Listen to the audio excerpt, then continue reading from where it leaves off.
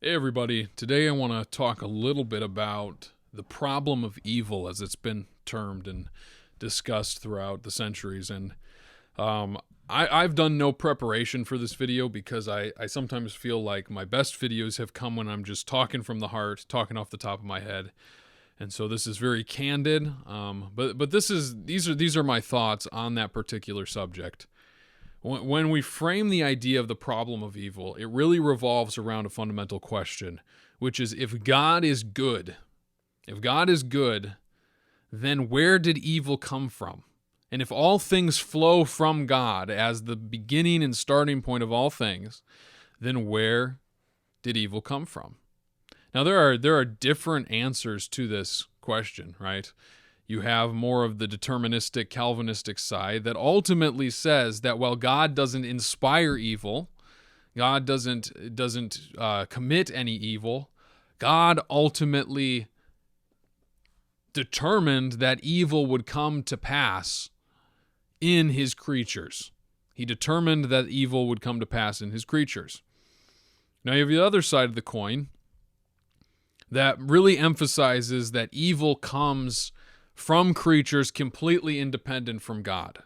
God has nothing to do with it. God doesn't determine it. It just happened through his creatures because he gave them a capacity for free will. Now, if you'll recall in the last video I did, I was talking about how in God's divine simplicity, we shouldn't be pitting things against each other as though free will and determinism are in conflict with one another.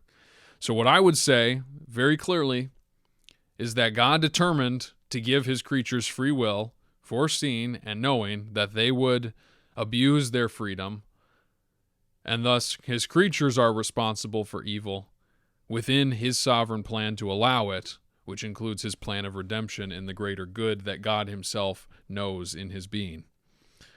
So those two things exist, but the question still remains, right?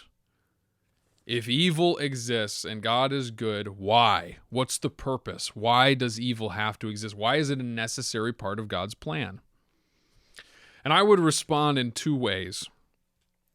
The first way that I would respond is by pointing out that the alternative is even more frightening than the acceptance of the idea that God is good and evil still exists. Because there really is only one alternative.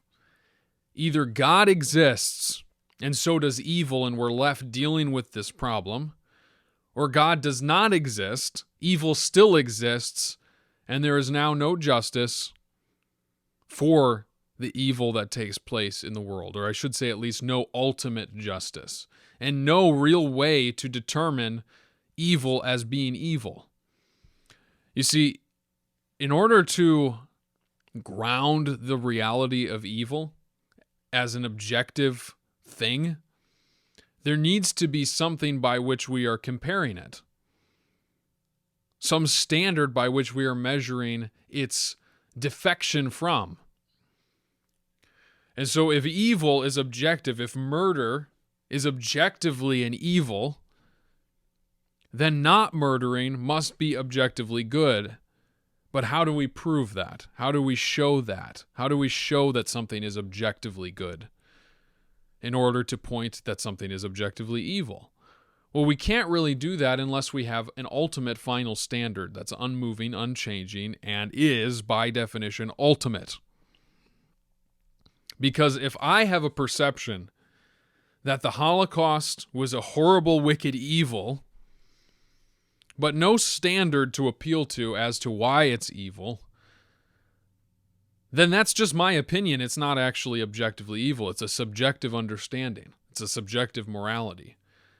Now, you can make the argument, well, it's objective in the sense that it's an agreed upon standard that humanity has come together and decided these things are good, these things are evil, and we have developed this in our own mind.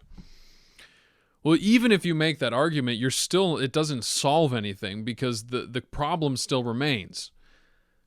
It's subjective. Just because people agree on something doesn't make it objective. It's a subjective standard that has been agreed subjectively upon. That's all you're left with. Because let's think about this. Let's flip that. Let's go back to the Holocaust example. In retrospect, we can all agree upon that this was an evil and we shouldn't do it again. But at the time, there was a consensus that this was the good of humanity. This was for the good of the world. Now, not everybody agreed, but there was a large majority that did. Otherwise, it would have never happened. Those evils could not transpire without the approval and the admonition that this is a good thing for society coming from those who are enacting such evil. So hypothetically, if we get a large group of people together that decide that wiping a certain group of people off the face of the earth is good, does that all of a sudden become the standard? Well, it must by the logic that's being used. It must become the standard. If human consensus is the ultimate appeal for what determines good and what determines evil. And this is no way for a society to function. A society cannot function on the grounds of whatever the people decide. We know deep down intrinsically, we know that there's an accountability that reaches far beyond us. A good example of this is if I go out into the streets and am beating somebody, and somebody walks up to me and they say, "Stop doing that, that's wrong."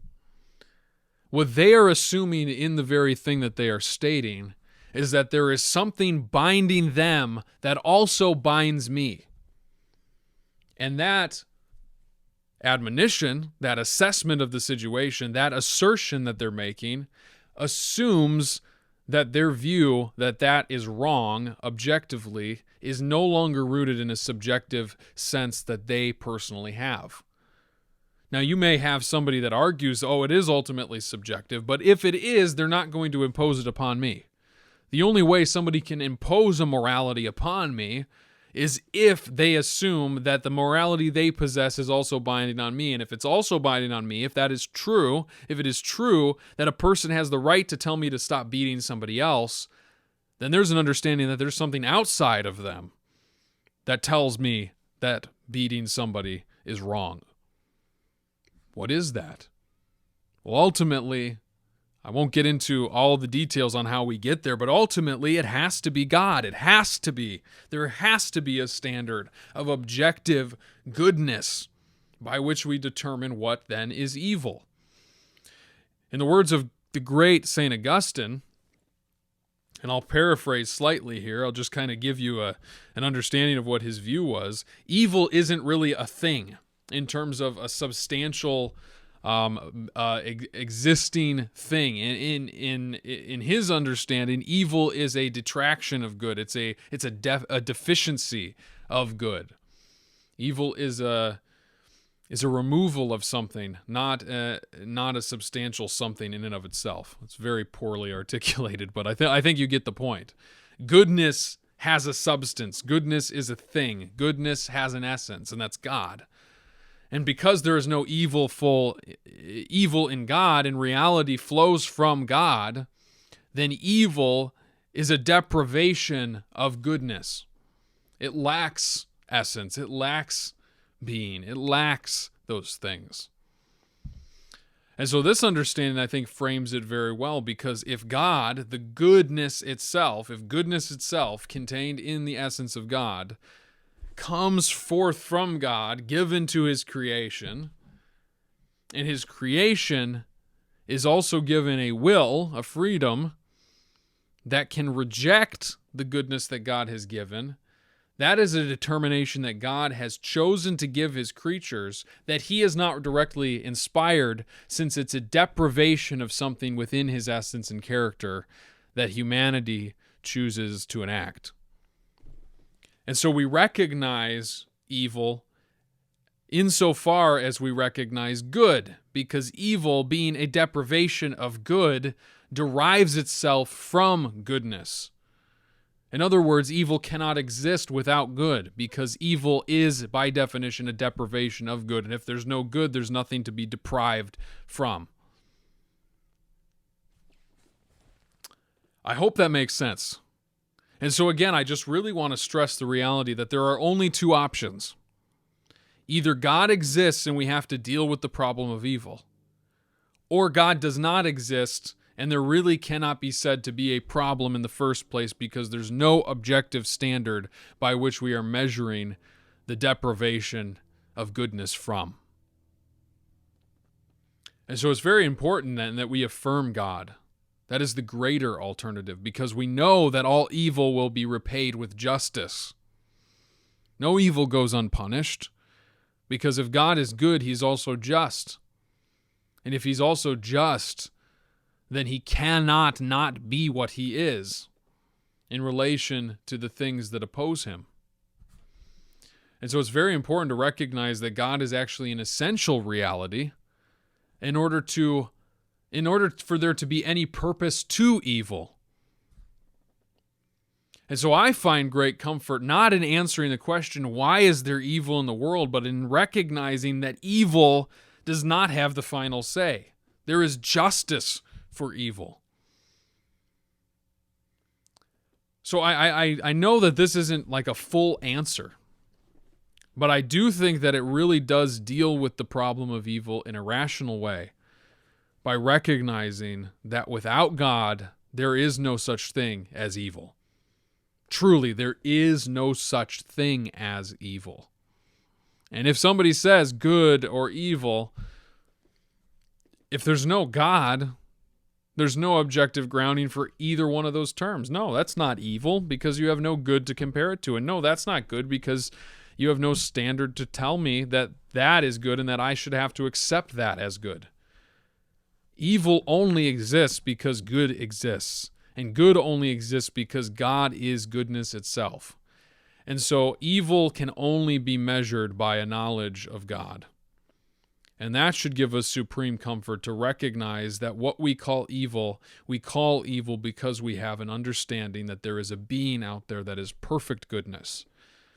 And perfect goodness will never let evil go unpunished. And so there is an answer for evil, and that answer always starts and ends with God through his Son Jesus Christ, by which we find faith in, and through faith are united to and freed from the bondage of sin and death.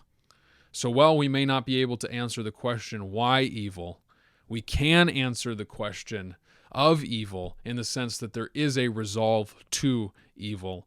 And this is contained in the infinite wisdom and mercy and love and goodness of God, in which he established a plan before the foundations of the earth that he is enacting right now as we speak, that we are caught up in, that we have a part in, that we are transformed in by his grace, by his Son, to be freed from evil so that we might experience his goodness that he didn't have to share with anyone.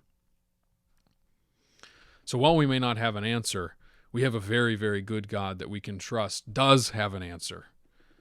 And that, my friends, is enough for me.